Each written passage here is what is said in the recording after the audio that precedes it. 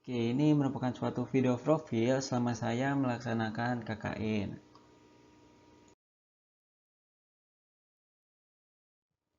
Oke, perkenalkan nama saya Fadul Rahman Fauzi. Saya asalnya dari Cirebon dan saya merupakan suatu mahasiswa Universitas Diponegoro jurusan S1 Teknik Kimia. Di sini saya sedang melaksanakan KKN atau kuliah kerja nyata.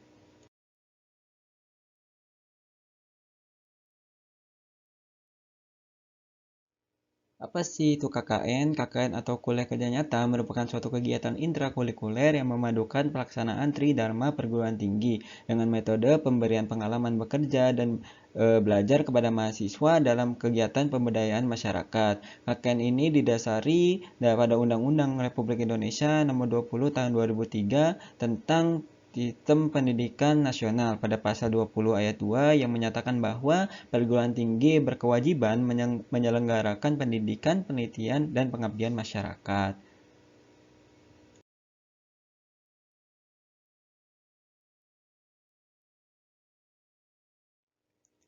Adapun maksud dan tujuan dari pelaksanaan KKN ini, yang pertama yaitu sebagai salah satu syarat untuk menyelesaikan program studi setara satu atau sarjana di Universitas Diponegoro dalam melaksanakan pengabdian terhadap masyarakat sebagai fungsi sosial dan akademik.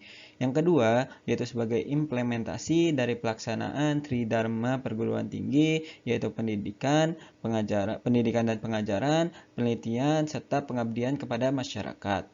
Yang ketiga yaitu aktualisasi dan implementasi nilai pengabdian serta realisasi disiplin ilmu terhadap masyarakat dan memberikan wawasan pengetahuan dalam menunjang perkembangan dan realisasi pembangunan dalam menciptakan pembangunan dan pertumbuhan dalam ekonomi masyarakat. Yang terakhir itu memberi sumbangan pikiran serta sasaran kepada masyarakat tentang pentingnya pengetahuan dan ilmu dalam menunjang pembangunan dan kemajuan sosial, pendidikan, dan budaya.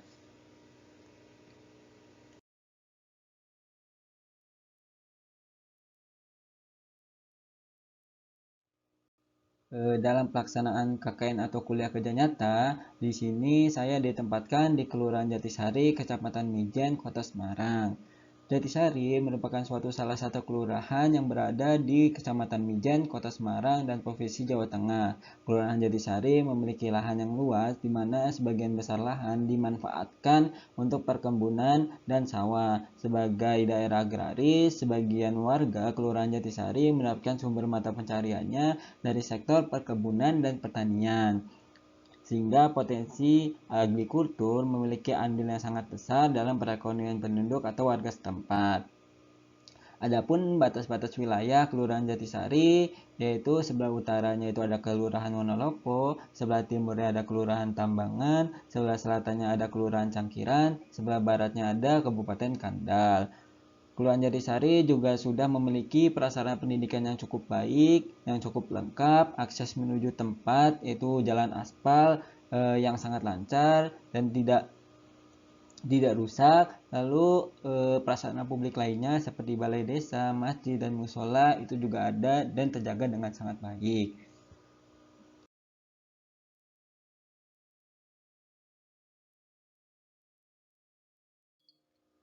Oke, selanjutnya ada permasalahan wilayah.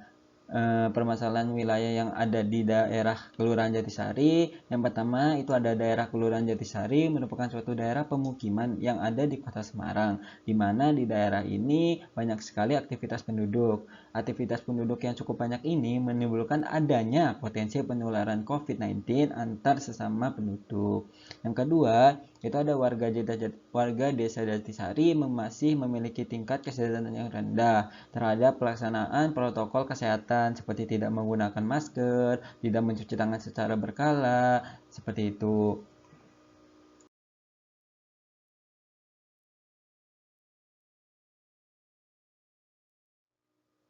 Lalu ada pun potensi wilayah Kelurahan Jatisari yaitu dengan melihat kurangnya kesadaran warga RW 04 Kelurahan Jatisari terhadap pelaksanaan protokol kesehatan seperti tidak menggunakan masker dan mencuci tangan secara berkala serta dengan melihat banyaknya pohon rambutan di lingkungan warga yang dapat digunakan sebagai suatu potensi yang akan bisa dikembangkan lebih jauh.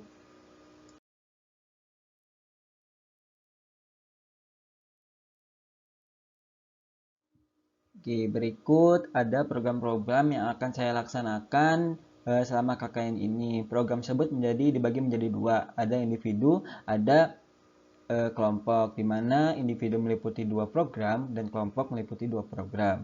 Nah, program individu yang pertama saya merupakan suatu pemanfaatan daun rambutan dan jeruk nipis sebagai bahan dasar pembuatan hand sanitizer yang ramah lingkungan.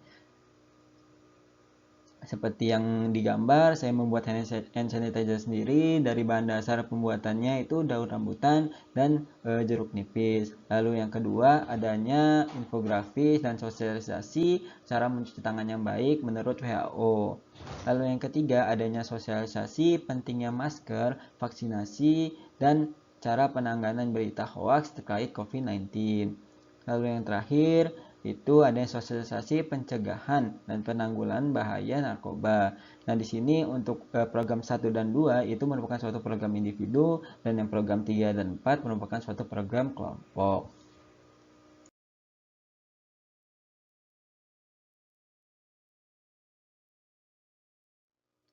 Oke, untuk program 1 itu sendiri, tujuan atau maksudnya itu menjadikan masyarakat lebih sadar dan paham akan pentingnya penggunaan hand sanitizer dalam aktivitas sehari-hari, sehingga harapannya angka positif COVID-19 di Kota Semarang itu menurun. Yang kedua, itu adalah masyarakat dapat memahami cara pembuatan hand sanitizer alami dari daun rambutan dan daun jeruk nipis yang lebih aman digunakan pada kulit dalam jangka waktu yang lama, itu sehingga tidak eh, harus membeli dari produk-produk Unilever seperti itu. Lalu pelaksanaan program 1 ini dimulai pada tanggal 16 Januari 2022 dengan membeli seluruh peralatan bahan yang diperlukan serta pengambilan sampel rambutan. Jadi pembelian kayak bahan botol kayak gitu, dan pengambilan daun di wilayah setempat kayak gitu, itu dilaksanakan pada 16 Januari 2022. Terus ada pembuatan hand sanitizer-nya itu dilakukan pada tanggal 20 Januari 2022. Untuk cara-caranya itu saya sudah melakukan pembuatan poster sehingga akan dapat menyalurkan informasinya lebih jelas lagi kayak gitu. Hand sanitizer dari daun ini nantinya akan dibagikan dan disosialisasikan kepada warga setempat RW 04 Kelurahan Jatisari pada tanggal 24 Januari 2022.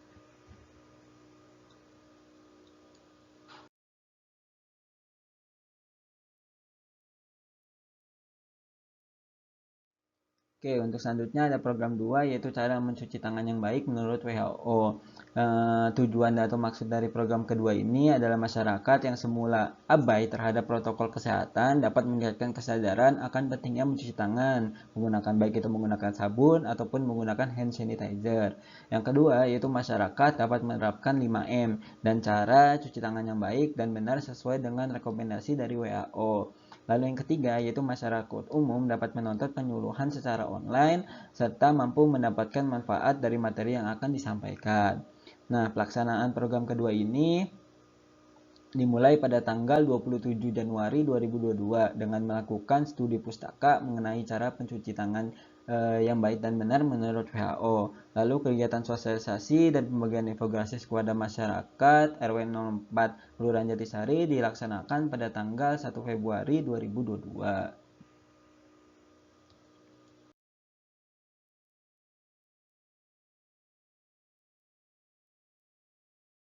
Oke, selanjutnya itu ada program 3. Di program 3 ini maksud dan tujuannya yang pertama yaitu masyarakat dapat mengetahui manfaat dan pentingnya menggunakan masker ganda.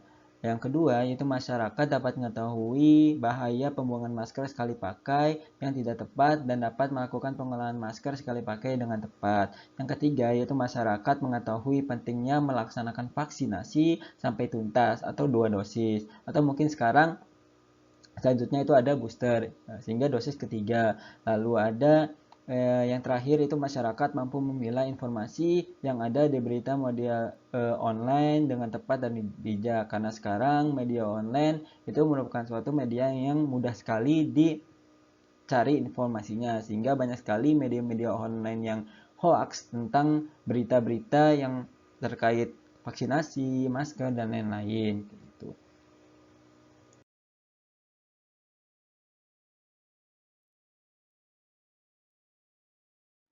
Oke, selanjutnya itu ada program keempat, yaitu tentang narkoba. Tujuannya itu masyarakat dapat menambah pengetahuan, lebih waspada, dan memperhatikan terkait bahaya narkoba. Nah, program dan keempat, 3 dan keempat ini dilaksanakan secara bersamaan, diawali dengan membuatan infografis terkait sosialisasi penggunaan dan pembuangan masker sekali pakai, pentingnya vaksinasi, dan cara mengatasi berita hoax terkait COVID-19 di media sosial, serta pencegahan dan penanggulangan pemakaian narkoba di lingkungan masyarakat. Nah, poster dibuat pada tanggal 29 Januari hingga 30 Januari dan sosialisasi dilaksanakan pada Rabu 2 Februari 2022. Pelaksanaan sosialisasi ini dilakukan di wilayah RW 04 Kelurahan Jatisari, Kecamatan Wijen, serta pada salah satu sekolah di Kelurahan Jatisari.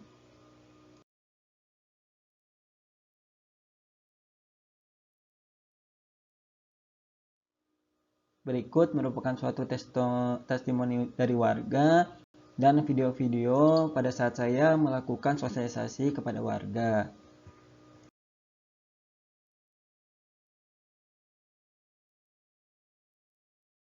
Air bersih atau air matang nggak apa-apa, terus ada jeruk nipis sebagai antioksidan, terus ada gas ukur sama botol spray itu sebagai alat penampungnya aja kayak gitu. Nah, terus untuk langkahnya dia ambil 5 lembar daun rambutan secukupnya aja kayak gitu, terus dicuci bersih dulu karena kan kalau misalkan dari pohon dia biasanya kan kotor kayak gitu, jadi dicuci bersih dulu ya, terus ditiriskan.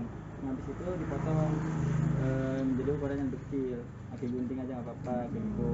Nah, habis itu tambahkan 1 air hangat, boleh air yang udah matang kayak gitu. Nah, terus itu masukin dalam rambutnya tuh ke dalam panci, terus dikukus selama 30 menit aja, terus langsung diginiin udah kayak gitu. Itu yang tentu saja bedanya sama cuci tangan. Pembuatannya Oh, ini anu cuma buat semprot-semprot. ya, Nah, kalau mau anu pergi biar lebih steril aja kayak gitu. ini apa sih carane sampel lah buat pergi-pergi. Itu bahannya lebih sebagai penampungnya aja, gelas ukur sama botol spray. Nah, untuk langkahnya itu sendiri itu ambil 5 lembar daun rambutan, terus dicuci dulu karena kan kalau misalnya dari pohon langsung itu kotor biasanya kayak gitu. Makanya dicuci dulu sampai bersih.